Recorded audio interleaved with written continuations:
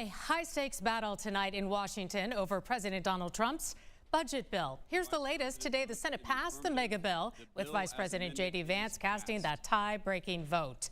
The bill now goes back to the House. The multi-trillion-dollar legislation would unlock tax cuts and billions of dollars for new air traffic control modernization, plus money for White House priorities. And right now, Democratic House leaders are holding a meeting to decide the best path to try to block the legislation.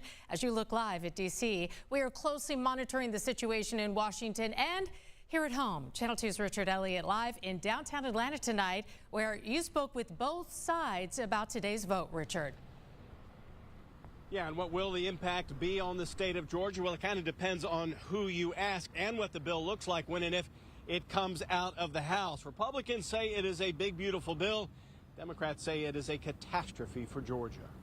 Just minutes after the U.S. Senate narrowly voted to pass President Donald Trump's so-called big, beautiful bill, a tired-looking Georgia Senator John Ossoff warned of what this bill could do to Georgia Medicaid recipients, to hospitals and nursing homes, and the state's renewable energy sector.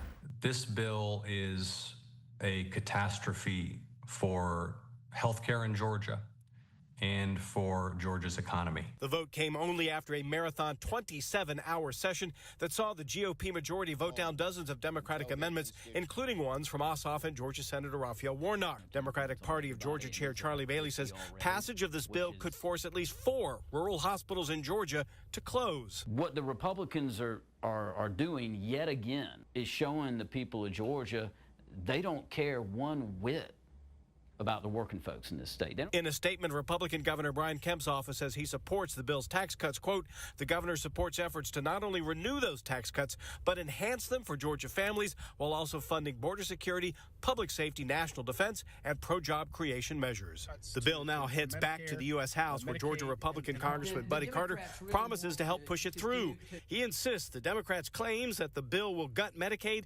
simply are not true. It's not going to be easy. There are concerns in the House, but at the same time, we all recognize how important it is to get this done.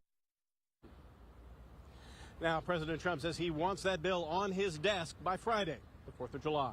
We're live in downtown Atlanta. Richard Elliott, Channel 2 Action News.